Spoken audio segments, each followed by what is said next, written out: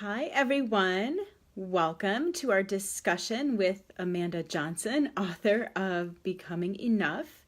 I'm just waiting a minute until I see Amanda hop on, and then I'm going to invite her to join me as a co host. There she is. Bring Amanda on camera. Okay, you should have an invitation that you just need to accept. Hey, there you are. Hi, how are you? I'm good. How are Good. you? I'm doing great. Can you hear me okay? Yep. Yeah, you sound great. Awesome. And everything good on your end? Yep, I can see you, hear you. We're good. I love that you're outside. It's a more Yes. soothing environment than my basement, but Yeah, I felt like I needed to be. Hopefully, it won't be too noisy. I'm usually able to mute myself. I don't know if I'll be able to on this. So if it's too noisy, then we'll adjust. But yeah, so far so good. Thank you awesome. so much for joining us tonight. And I feel like I know you. I've listened to your podcast, read your book, but this is this is the first time we've actually chatted live in real time, That's right? correct. Absolutely. Yeah. Um, And the way that I found your book, you know this, but others watching don't know that we had a mutual friend who really just felt that we would connect. And I'm so glad that she suggested that Mhm. because um, reading your book, we really have quite a bit in common. So I'll dive into some of those things as we talk more. But I'm really just so glad to have met you and gotten the chance to read the book and for our group to read the book. So. Yeah, thank you. It was an honor to have you selected, and then I went through and got to see some of the posts and comments that people shared while you were going Good. through it. So yeah, really wonderful. Thank you for this. Yeah. And so this, just to give you a little bit of background, as well as people watching who might be newer to the group. So I am a fitness and nutrition coach mostly, but obviously I have a really strong interest in mindset work. And I think those issues are really important when making habit changes of any type, right? Um, Changing your behaviors is not just as simple as like decide to do something and implement it. There's a lot that can come in between. So then that's a lot of the work that I've done myself. And the acceptance piece has been really, really important. So your book was really on target with, I guess, the values in my coaching and what I wanted this group to be thinking about. So I just was delighted to discover it. But so, other than being the author of Becoming Enough, I saw in your bio you describe yourself as a book doula. Can you tell us a little bit more about what that is? Yes, so that's more of a more recent evolution of my offerings and how I show up in the world. Basically, after going through the process of writing and publishing my first book, and then beginning the second book, I thought there's something to this in terms of the importance of sharing our stories and sharing these messages and doing it in a way that for me isn't just about getting it out there, it's also about getting it out there in a way that is impactful and inspirational, and universal. And so I started to see myself feeling a call to support other authors, or writers who want to be authors and get a book into the world, to do that and to go through the process with them. And I've played around with lots of different names and titles and how I can call it. Book doula was one of them, as a way of exploring it. As I really, when I went through the process of writing Becoming Enough, my own friends, mentors, coaches likened it to the process of giving birth. And I think anybody who has done anything creative, um, much like writing a book, but pretty much anything, building a business, creating something in the world, there's a similar, you can liken it to the more traditional birth process that many women go through. I haven't yet, but so there is this idea that we bring these books into the world, and then we need that support. And then I think it does take more than just the one individual. It takes a tribe, it takes a village, it takes others to not only support the writer and the author in the process, but then to also offer the support to the book, whatever's needed, whether that's editing, tweaking, getting it actually published, etc. So that's one of the ways I now offer my gifts and do my work, which really for me all comes under the umbrella of helping inspire people to reveal and express more of who they truly are. And that might be through a book, through their written word. I love that. And I'm one of those people who kind of has had that book idea percolating in the back of my head for a while. So maybe we can talk more about that at some point. That would be awesome. Is there anything else from your bio or your background that you want people to know before we dive into the book? I think, just that I've been on a lifelong mission, and it's interesting for me to look back at when I was 18 years old. I had a mission statement with that I established with a mentor of mine in college. I was a theater major, so I come from a performing background, and actually never thought I'd be a writer. That wasn't my vision for myself, but I did know I wanted to connect with people. I thought I would be doing it from the stage, and I got to do it from the stage for many years. But I remember that time having a mission to inspire, it was to reach and change lives through the performing arts. And then it's interesting to me that being 18 years ago now, how that has evolved over time, and yet it's really stayed true to the core essence of it, which I'm all about reaching and changing lives. So I find that not too surprising now, but it did go through many evolutions, iterations. And I guess I say that because I don't think we all have to know exactly what we're going to be when we grow up, because I do believe it evolves. And yet I'm sure if we look at what really matters most to us and what really is that core theme in our own life, we're going to see that there's some sort of common thread. No matter if we're teaching or serving or waiting tables or working in a bank or, starting our own business, I think we can start to see what that common thread is. And for me, it's always been about teaching, sharing information, and really having an impact on lives. And so that's what I'm still going to do today. And it may evolve more, in the next 10 years, I imagine it will. So. Yeah. Just jotting something down I want to come back to. Yeah. Okay. And so I just want to say at this point, anyone watching, you can drop your questions for Amanda below, or in the comments, I should say. And if we get comments later, I can let you know in a day or two if there's more comments coming in. And so then people watching the replay could ask some questions too. But if you see me clicking on the screen, I'm just going to invite people to watch, so I'm not texting. So I might do that while I'm listening to your next answer. Great. But I wanted to ask you a little bit more about the writing process. So I'm a writer too, and I'm very interested in that. But specifically,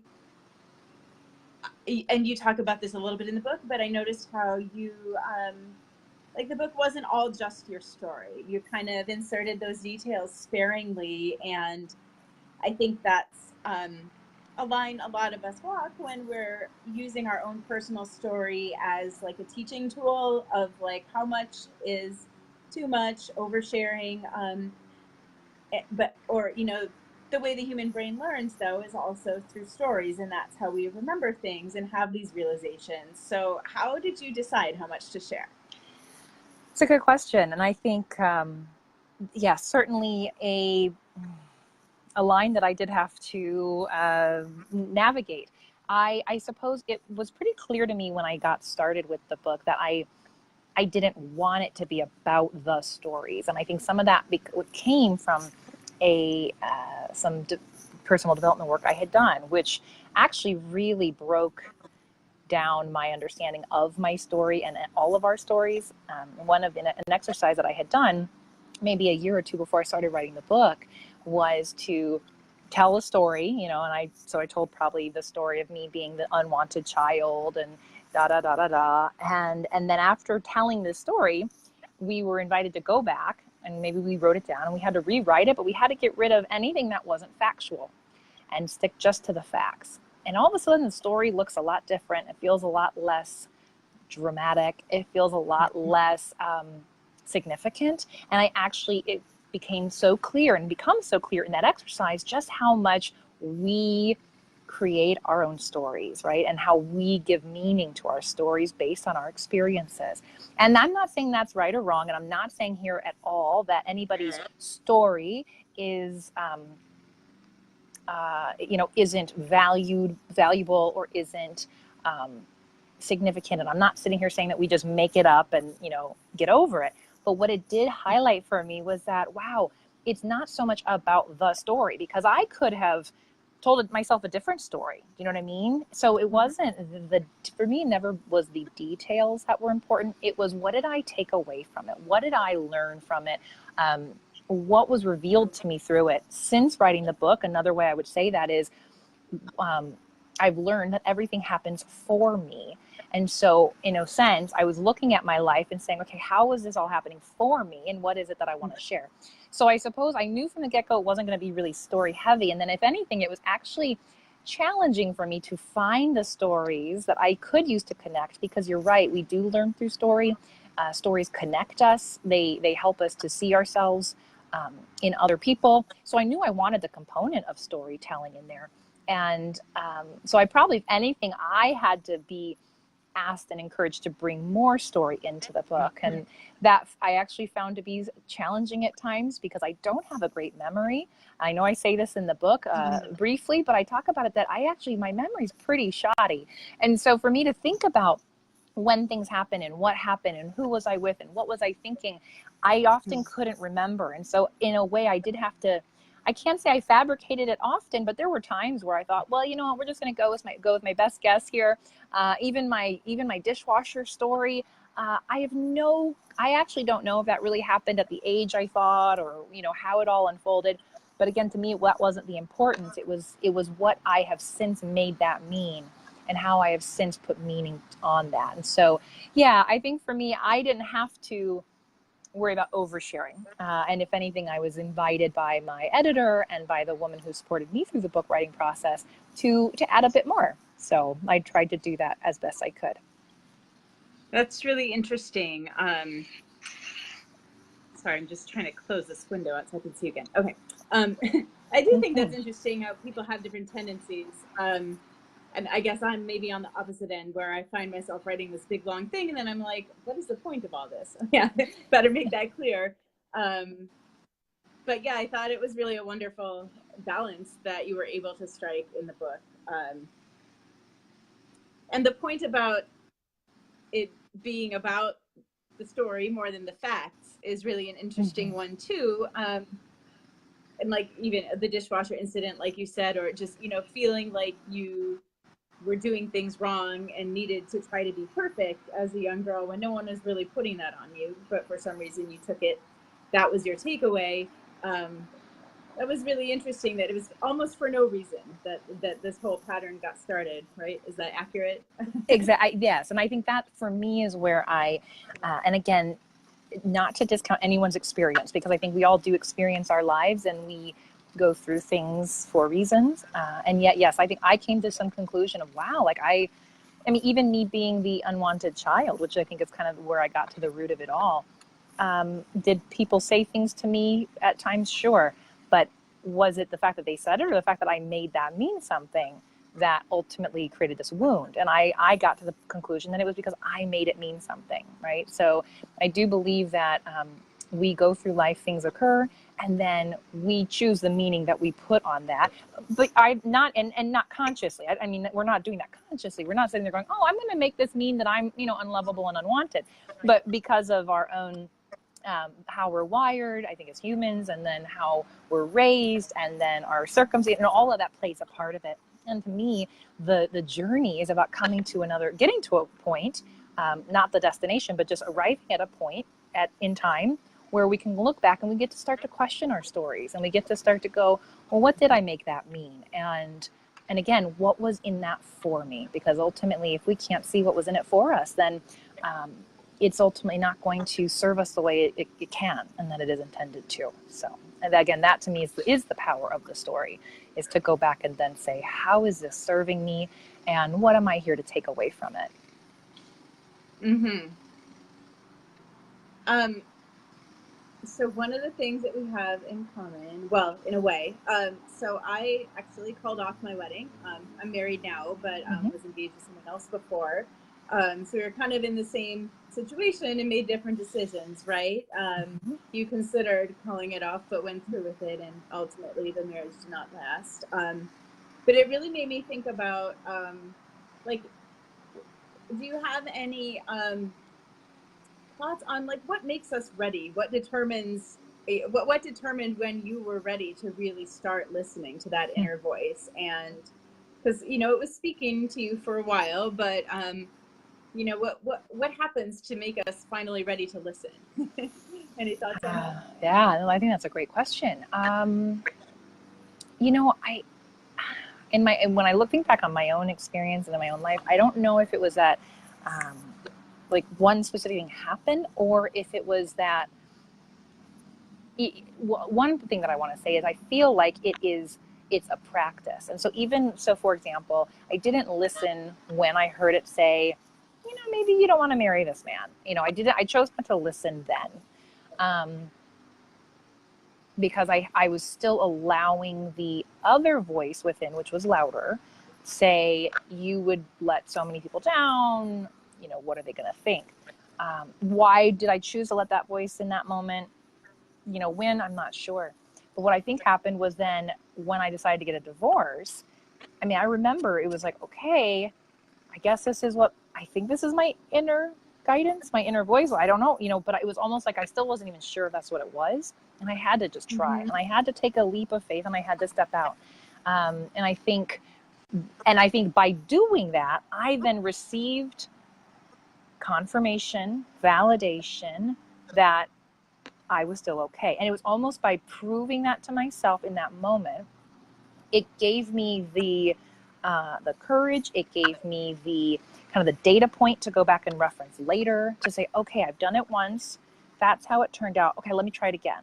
And so, slowly over time, I don't know if it was just totally a switch necessarily that got flipped, but rather um, like a it's like I'm looking at like a dam, and it starts like trickle water starts to go through it one little bit at a time. And the more that happens, it starts to break open until there's a flood. And all of a sudden now my inner guidance and my voice is way louder and stronger than it used to be, because I let it trickle in at first. And every time it trickled in, I gained confidence, and I gained a little extra reassurance that I was okay, and I would always be okay.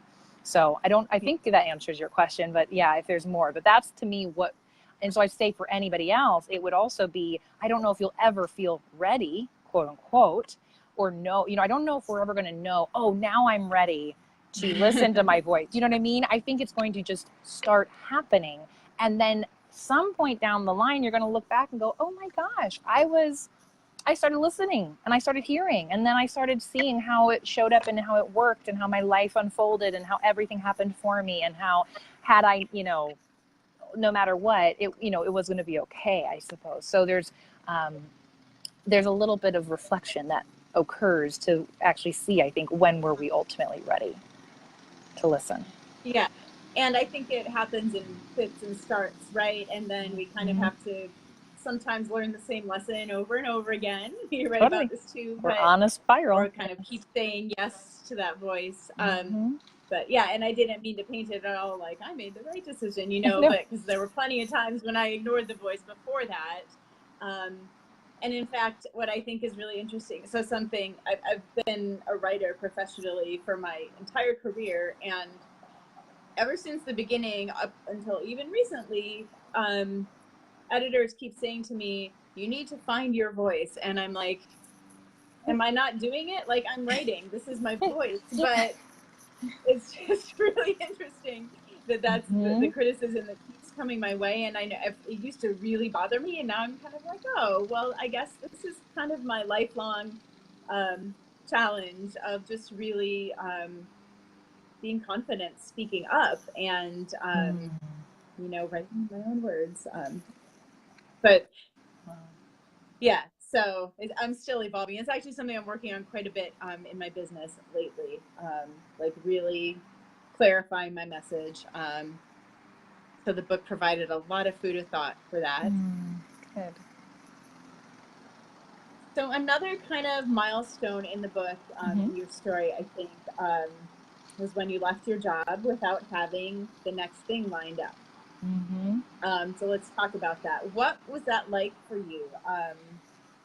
Did it feel scary? Did it feel exhilarating? All of the above?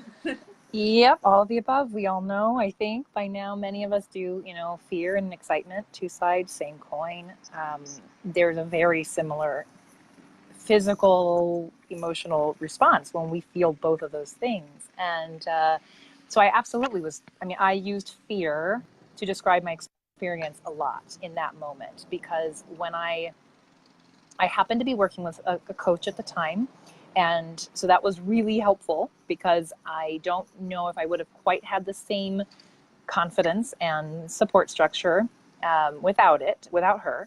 And yet, yes, my biggest thing with her was, all right, I'm afraid. She goes, yep, that's okay. Feel the fear forward anyway. Like, it wasn't, don't be afraid. It's like, no, you're going to feel it. Go ahead, feel it. And then just do the next step, next right thing. Because what I noticed was the temptation, and this is, Elizabeth, this is something that certainly I'm still doing. I could tell you the story of, I just got an apartment, and I basically stepped out, started looking for apartments without really knowing, like, how am I going to pay for it every month, and da da da da da. So I'm continuing to take steps without knowing what's going to support me on the other side of that step. But this is, for me, probably the first time I started to do this, practice this.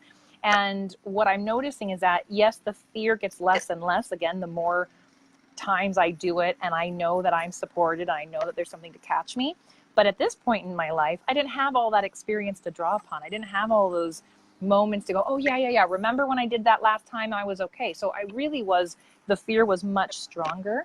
And again, the temptation was there to do what would make me feel quote unquote comfortable. Because what happens, I think, as humans, is all we are doing, most of what we spend our lives doing is, avoiding feeling uncomfortable. So we want to feel comfortable. So we do a lot of things in our lives to feel comfortable. Even though many of us say that we really, are unhappy or, stressed or whatever, but a lot of it is because we want to feel comfortable. And the other piece of that is that we don't like the unknown. And so the whole chapter around uncertainty and doubt really played a part of this, is that I think a lot of us do everything we can to make sure we know what's coming next and what's going to happen. We all know we can't really ever know that for sure, and we don't get to control it, but we do try our best. And I certainly spent my life trying, and I still catch myself to this day, but I'm much more aware of it now. So in that moment, the temptation was, okay, just go back and get a normal job, quote unquote. Go back and and I had friends sending me jobs. I had my brother saying, well, I've got a job. And it was so funny to watch other people react as well, because not only was I feeling fear and discomfort, not knowing what was next, but everyone around me was feeling it too. And they all wanted to alleviate it. So they all said, here, go do this. Oh, try this. Here's a job opportunity. And my practice was, can I resist that temptation and stay in my fear and stay in the discomfort and take just whatever next right step I'm, shown or guided to, etc. And again, that was all very new for me. So I can speak to it now because I'm 4 years in from that point in time. And that's a very common practice for me now. I do it nearly every day. But back then it was very, very foreign. So yeah, it was very scary. It was very scary.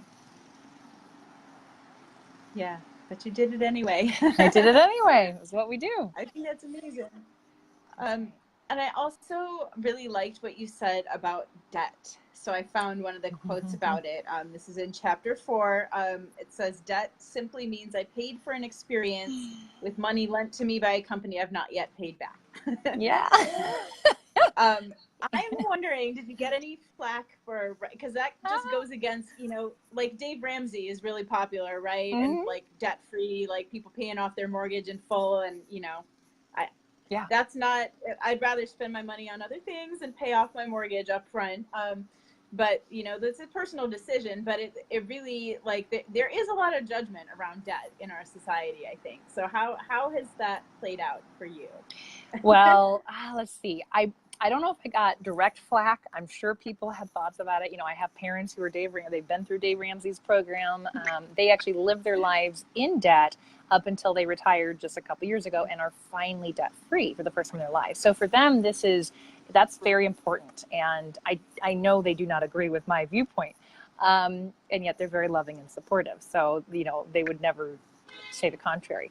I have actually, though, had people thank me for that definition, and actually come forward and say, thank you for offering me a new perspective. Because I think, and I'm not saying that, by no means am I saying that perspective in the book is the right one. It's the only one. I'm not saying that. But what it was for me was, it was an opportunity because, again, as you just said, we have so much judgment around debt in our society. And this whole book is around breaking free of our judgments and the judgment that I had for myself. What I was finding is that I was living in such judgment of myself. And then that, again, is born of fear, right? So all of a sudden I was living from a place of fear, thinking, well, I can't go into debt, or debt's wrong, debt's bad. And that starts to impact my choices. And that starts to impact whether or not I'm willing to listen to that voice. So had I not been willing to go into debt, when I came to that crossroads and said, I don't know what's next, I'm quitting my job and I don't know what's next, but I know something else is to come. And that feels true for me. If I let the fear and judgment of debt be my decision maker, then I would have gone back and gotten a job, right? And again, I'm not saying that the way I did it is the way everyone should do it. But for me, what it did was it lifted the weight of feeling imprisoned to that being my decision maker, and instead allowed me to say, well, let's look at debt. I mean, because I think for me to break the judgment is to stop looking at things in a dualistic perspective, right? To say debt is bad or wrong, I can't say I agree with anymore. And I think we can look at that in our lives and say, especially when we can see how it differs. Someone goes to medical school and they have, years and years worth of med school debt, and we don't look at them and say that's not okay, right? We would often look at them and say, well, good for you, congratulations, yes. How hard did you have to work? And somehow but then we forgive the fact that they have the debt because they're now working and they're now going to, earn the money back. If you start a business, you think of all the small business owners who have, they're in the red for the first however many years, right? And we, again, don't see that as a negative. We see that as, but they're building their business and this is an essential part. So anyway, I started to see that it was only certain types of debt and usually certain people who saw it a certain way. And that just helped me break that open a little. Even to this day, I would never, what I wouldn't do is to go around saying, debt's great, everyone should have it. Because there is a reality that the debt I have does carry a weight, right? There is an obligation to pay it back. There is the reality that, because of it now each month I owe a certain amount, right? So it's not like I desire to live in debt to a company forever. But again, by removing the judgment around it, it was able to free me to again, just to feel more expansive. And then also, when it comes to moving forward, I believe that I am doing so in a more aligned space versus being beholden to this idea that it's wrong or bad. Which, again, the book was, for me, the whole point of the book was to break up those belief patterns and live from a different perspective and to challenge them. And the way that you wrote about it, it really just shows that we have a choice, right, with how we want to view it. If we want to live debt-free, that's one decision. And if we want to use debt strategically to help us with our goals, that's a different decision, and no judgment, right? Exactly. And I think it's all about just the non-judgment. Because, either way, kudos to anyone who can say, actually, I'm going to, I'll earn the money, I'll receive the money, then I'll go for great. I hadn't put myself in that position. And so I needed to do it a different way. So yeah, I think it's all about finding the way that works for us and then not being in judgment about it, either, And toward what ourselves or feels, others. Mm-hmm. yeah, and what feels good, right? Because debt free can feel like freedom, or Really. giving yourself the freedom to take on a little debt at times, right? That's right. That's right. Yes.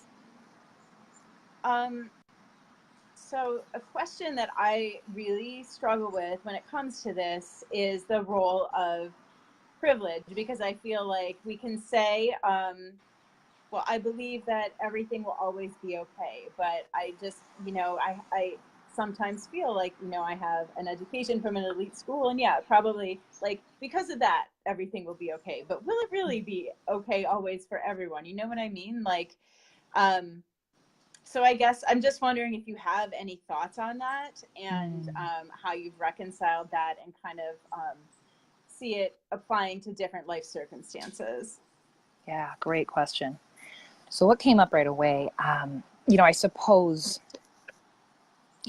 absolutely the fact that I, have even the opportunity. I've lived with my parents now for some, a little bit of this time on my journey of, what's next in my life. So in a way, I have that support system. Um, I knew I wouldn't be on the street.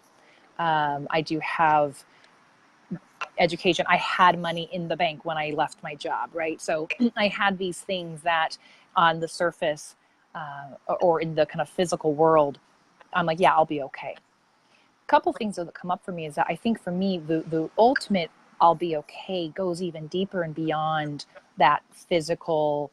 Um, I won't be on the street, or I'll have a bed to sleep on. I'll be healthy, because there is that level. But for me, it's a deeper.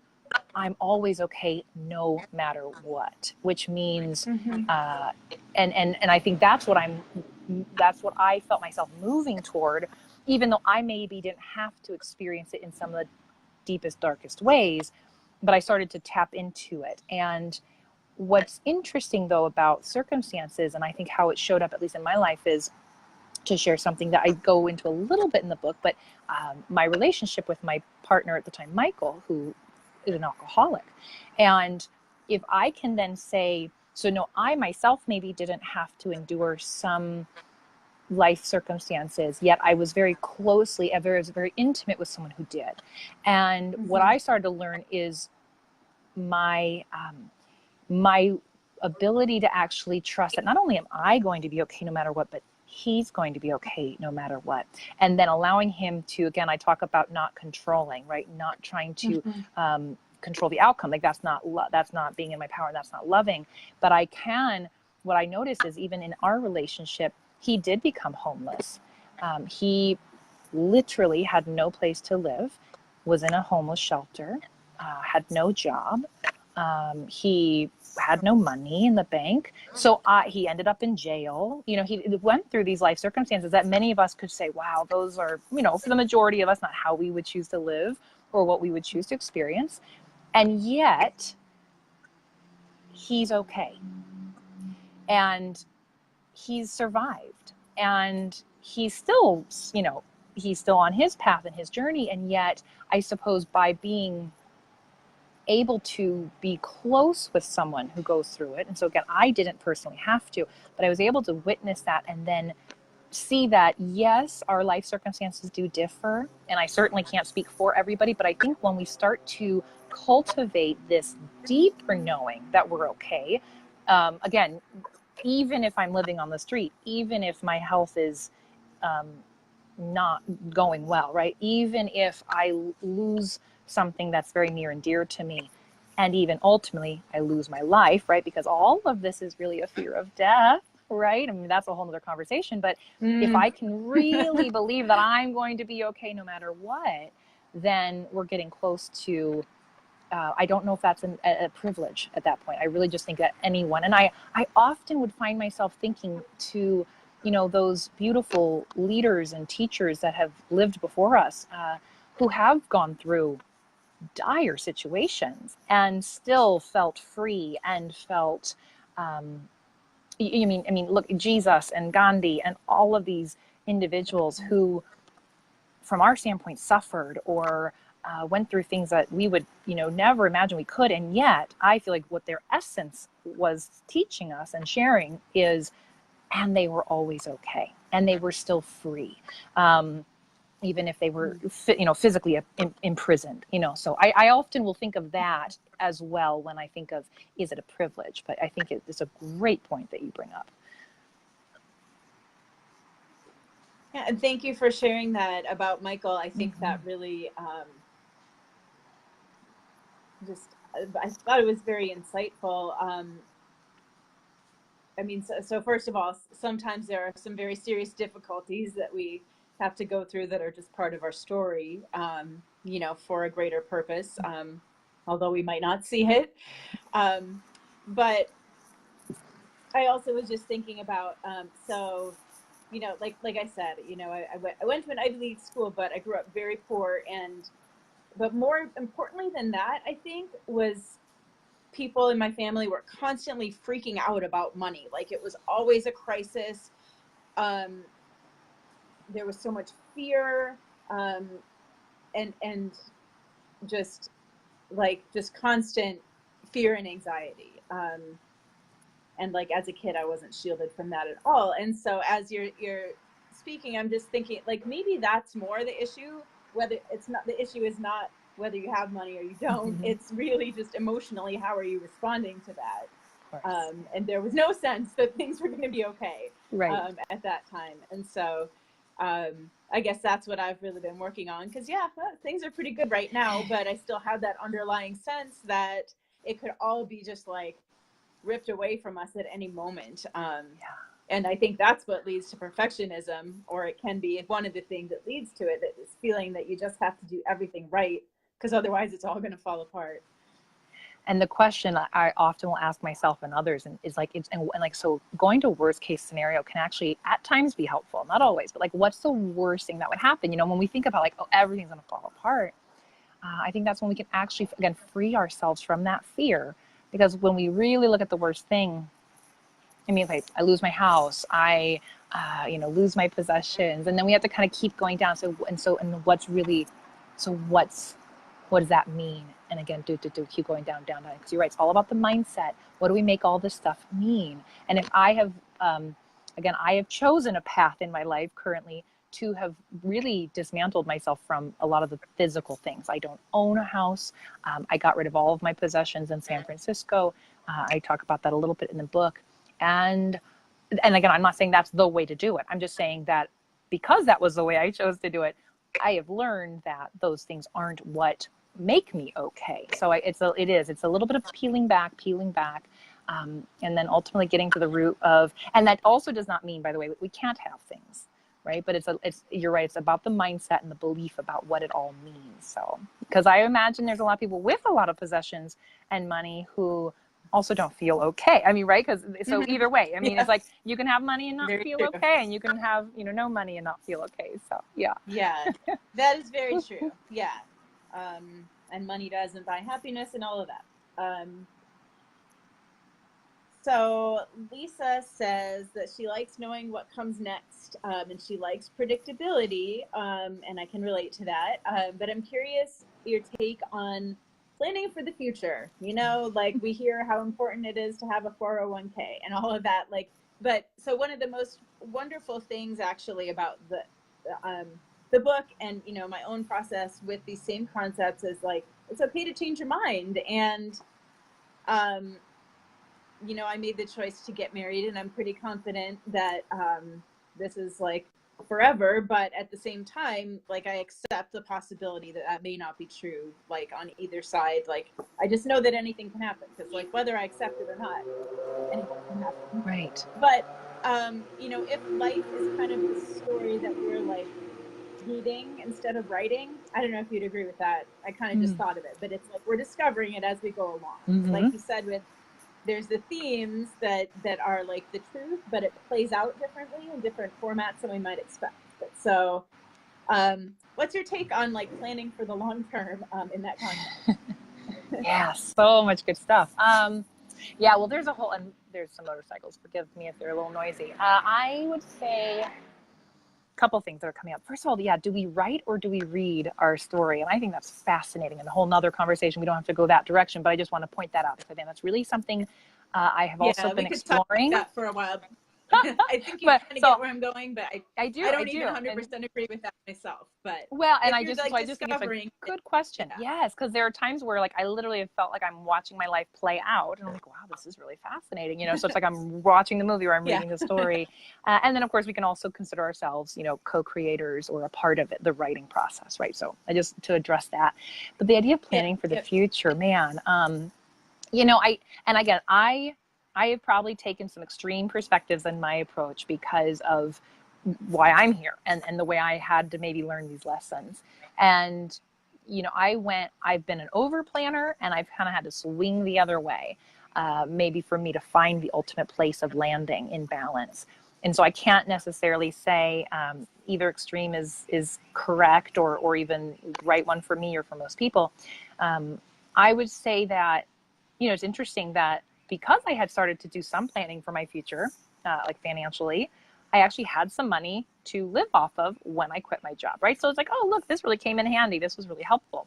In my yeah, current, but not for the reason you thought, but not for the right? reason I thought, right? Because again, had I then thought, oh, but that's for when I'm 65, well, again, I would have been in a different position. I think, and then of course the question of can we change our mind, huge, because I'm actually looking at what commitment means this year, and I'm really exploring like, can I say something, really be, you know, honest and sincere, and then can I also allow myself and permit myself to change my mind, or again permit others to change their mind, and what does that look like, and how is that still commitment? So that's also not exactly what you're asking, but that's what brought that up, or that also got brought up for me. But I think about planning for the future. I will say it's been challenging for me, mainly because I have been in this new place of how do I, again, um, because I don't know where I'm going to be next year or next month, or, you know, I always have a hard time making plans. And that's actually come up a lot for me this past year. And making like planning for a trip. I'm like, I can't even plan for a trip. I don't know what city I'm going to be living in. Like that's the kind of way I've lived my life for the past 2 years. But what I will say about that is I don't think that served me because it has been only when I made a decision and I said, this is what I'm committing to in this moment. And now from there, I can make a plan, let's say. Okay, so I'm planning to live here for the next year. By making that decision, other things seemed to fall into place for me. So I do think there's a balance to strike between thinking we have to know everything that's coming next, because the reality is we don't. We can't possibly know. Um, and if I never make a decision or make, you know, a choice to say this is what I'm choosing for now, and again into the foreseeable future, as far as I can tell, based on the information I currently have, this is my plan, this is my intention, then I think that by making that clarity and that declaration, then we are allowing things to support us, to flow to us, etc. So I think this one's one I'm living this question right now as we speak. And so I think there is, I think just like anything, if we're on one extreme or the other, we're going to be out of balance. And then it's just finding how do I do the both and, right? So how do I live in the moment and in that moment make a decision that this is what I'm committing to, and then in the next moment, am I willing to commit to the same thing, or do I change my mind? So Yeah, yeah, and it's okay to change your mind. It doesn't mean you're flaky. right. That's been like the most freeing realization for Yes. me. Um, so okay, I have one more question, and then I want to hear about your next book. Mm-hmm. But so we touched on this a little bit earlier, but I'm curious to hear your take on it's another balance that we have to strike as humans. But the balance between um, being teachable, so you know, like being willing to hear feedback and try things that other people suggest, who are maybe mentors and things like that. The balance between that and finding your own clear, unique voice. And I mean, it's just something that I've really been working on in my business, because I recognize that I don't know everything. And sometimes if someone is telling me, hey, you need to try this, then I need to do that. But then at the same time, also, I think like in your business, it's so important just to have a sense of joy. And you write about this in the book of like, I think it's the kinds of social media that you do bring to joy. But like, you know, if like you have a podcast, which we'll talk Mm-hmm. about, but something that brings you joy, but not having to be like on every platform. Like people can tell if you're just doing something like because you feel like you should, and you know you're just grinding it out. And I think that comes through, and it's really important to be working from a place that feels joyful. So how do you balance that? Doing what you're just feeling called and guided to do, but also trying new things and taking direction sometimes. Yeah, great question. And absolutely it is. I remember experiencing the striking of that balance. And what I would offer is this. I remember a time when I guess for me, the compass for that is, so am I doing things just because someone says to do them, right? And for me, I actually had to do that to know what that felt like. So I took the courses, I read the books, you know, I followed the process. And then what I would do is by doing that, I would say, okay, how did that feel? Did that work? And often what I found was, I didn't get the same results, or it didn't work the way for me as maybe they had said it would. And that was my opportunity to pause and go, okay, so, you know, let me explore that. I could try it again, or I could really say, is this in like, for me, in alignment? Is this, does this resonate with me? Now, so there's one thing is like, sometimes you do just have to try it before you even know. The other thing I would notice myself doing after a while was then actually being totally rebellious and resisting anything that somebody said. So I went from doing everything people said to then doing nothing. Like if they said to do it, I wasn't going to. You know what I mean? I remember it was like they said Yeah. I had to go post in Facebook groups. I'm not going to do that. And then that was also coming from this little place of defiance and this place of, it was just the opposite side of that coin of doing it because they said to. So then what I found myself doing was, okay, what's in between there? Well, what's in between there is, again, heeding the wisdom and the advice when it feels in alignment. When I do feel, oh, wow, that would be fun. Oh, that would, you know, that lights me up, and not doing it because someone says to, right? So I think that was where I found my balance.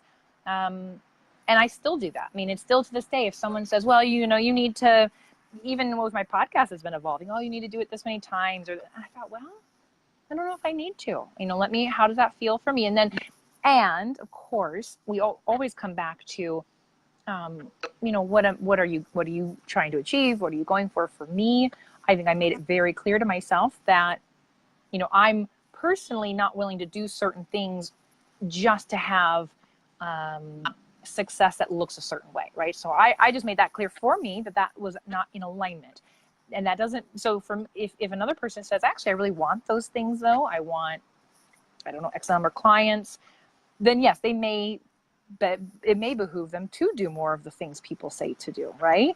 But I just for myself felt that wasn't, again, I'll use the word alignment. I love the word joy that you said. If it didn't bring me joy, if it didn't light me up, then I thought maybe it's not for me. And then I would take the things that did light me up. Yeah. Yeah. It seems like the key is just having that reflective attitude throughout everything. Like if you try something and if it doesn't work out, then why was that, right? Is it because your heart wasn't in it, or is it because you just needed to refine, I don't know, the language of your post, or like Right. something more like nitty gritty business details, like, because there could be a million reasons. Yeah, the spirit of introspection, it seems like, is the key Yes. here. Would you agree? I would. And well, yes, sum that up very well. All right.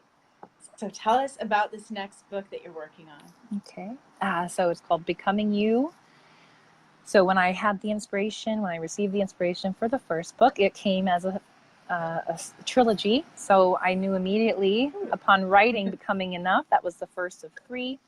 And the last 2, so the first Becoming Enough being around judgment, the second Becoming You being around acceptance. and or resistance, I guess, is the thing we're moving away from. And then the third book, Becoming Free, being around our attachments and non-attachment to things and really freeing ourselves. And so Becoming You is this one in progress, and that will be the next one. And it is a deeper look at, once we've been willing to look at our judgment, and once we've been able to see ourselves as good, whole, complete, enough, perfect as we are, because again, we can do that if we are willing to say, to see things non-dualistically. If we're willing to go, there is no right and wrong, that means, whatever is.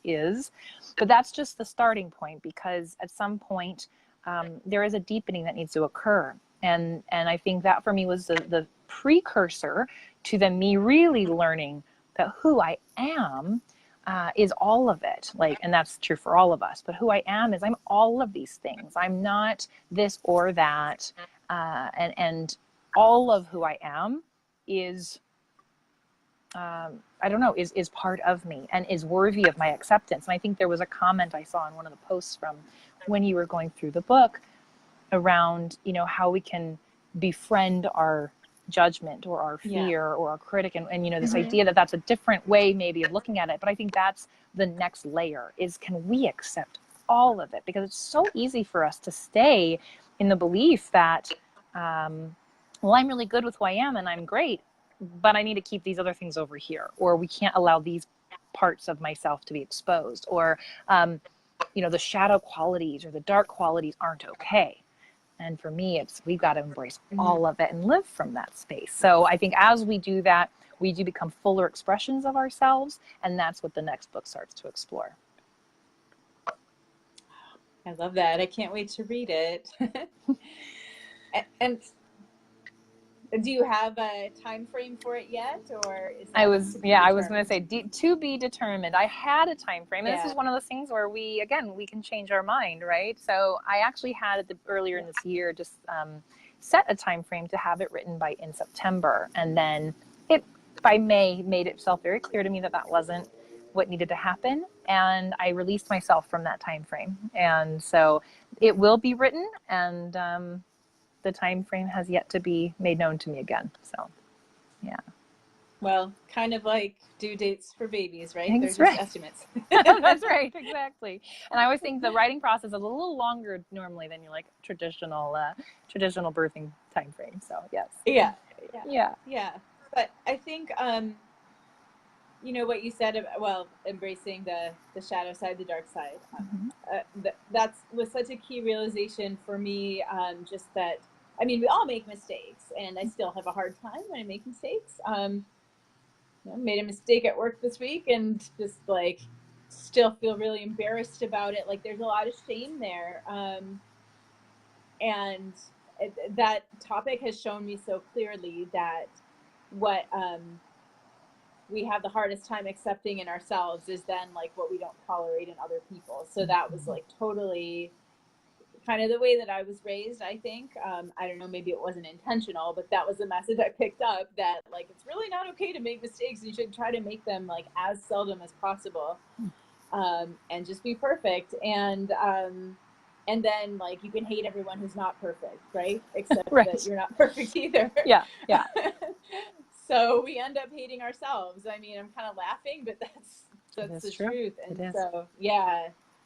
I mean, it is just very freeing. But then when that's been your identity of being the perfect person, I'm the copy editor who finds a missing comma, then it's well, who am I if that's not who I am? Right. Well, and that's ultimately what we're revealing to ourselves, is that we are beyond, above, below all of that. And then that's, I think, what we ultimately are getting to is, and I'm not getting to as in a destination, but the journey is leading us on this path to discovering that we're really more than all of that, and deeper, and not more as in better. It's just that there's more to us, I think, than we're willing to acknowledge. And it does lead us down a path of compassion for ourselves.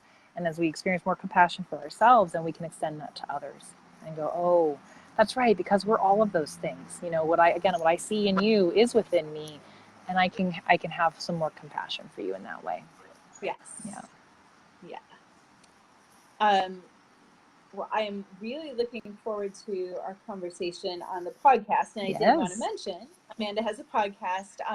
So can you tell everyone what it's called and how they find it? Yeah, absolutely. Being Inspired radio show. And yes, Elizabeth will be my guest. So look for her episode coming out soon. We'll have that coming out after we have our recording. And yeah, you can find it pretty much anywhere you can find a podcast: iTunes, Apple Podcasts, iTunes, Google Play, Spotify, iHeartRadio. It's pretty much on all of the platforms. So Being Inspired radio show. Yeah, and I'll put that like I'll go back and edit the description for this video so people know where to find you. But do you want to say also what social media and website Sure. and everything they can find you at? Yeah. So at Being Amanda J on social media. I go through spurts of whether or not I feel super engaged on social media or not. And then, it is a great place to find me. And I do post things, as I feel inspired. And then website's amandajohnson.tv. So that's what I was able to find with my full name. And Yeah. yeah, it was a little tricky with a name like mine, but it's meant to be. So as it is. Yeah, and Nia says she's going to read your book. Awesome. I know several in the group actually got it from the library, which I think is pretty amazing as Great. a first-time author that I mean, I don't know. I'm kind of in awe. Like, your book is in the library. Do you feel that That's way too? amazing. I'm like really stoked to hear that because I only thought it was in the Sioux Falls Library because that's where I live. So anyhow, that's exciting to hear that I don't know what library they got it from, if it was in one other than Sioux Falls. Lisa, who was on here, I don't know if she's still watching. She got it from a library in upstate New York. Wow. And there were others who mentioned that. Yeah. That is awesome. But yeah, super cool. That is very cool. It's so fun to see how, again, books like children, they have a life of their own and they start to kind of go out and explore the world. So that's very cool. And I was just going to say, if anyone is, they prefer audio, I have not yet created the formal audiobook version of this, but I did record it on the podcast. So if you go to my podcast and if you go back a few episodes and you just scroll through them, you'll see every single chapter that I recorded. Oh, cool. Yeah, I didn't notice that. Thank you for letting us know about that. Okay. Yeah, and I'm like, my brain is just full of ideas for like what our conversation could be about for the podcast. I'm like, talking about perfectionism and identity could be really cool. Talking about the creative process could be very interesting as well. So we can talk offline about that later. For I don't know if you sure. have any ideas or preferences for what you want to discuss. Yeah, I'll feel into that, but I feel like any of those might be juicy. And then, of course, there can always be a second because I like to have people come back and we can have another discussion. Yeah, I have a feeling our connection does not end here. No, not at all. Not at all. Okay, Lisa says she got the book through the interlibrary loan system. Fantastic. So she had a limited amount of time to read it. But yeah. Great. Happy for you that the word is spreading and hopefully we'll spread more. Okay, well, thank you very much for taking your time to be here. And I'll keep monitoring the group and just let you know if there are further questions that come in. Yeah. And any final thoughts that you want to share before we wrap up? Yeah, if anyone does have a question or a comment, maybe I didn't see it because I haven't been able to see the feed here, but I'll go in after, and if there's anything I can respond to, I will post a question, tag me, maybe that'll help me make sure I see it. And then I would just say, this is a journey, and it is one of those where it's just commend yourself for being where you are. I think one of the greatest things that I read in an Eckhart Tolle book, The Power of Now, was the moment you realize that you're not present, you're present.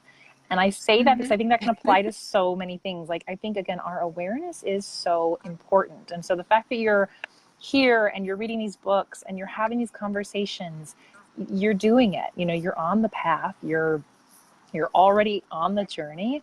And so I think for me, what comes with awareness that we start to develop is then that level of compassion, so that we aren't just driving ourselves crazy. So with Mm-hmm. your awareness, as you build your, toolbox of compassion, then you're setting yourself up for, a really beautiful unfolding of your life experience. So I just want to offer Yeah. that.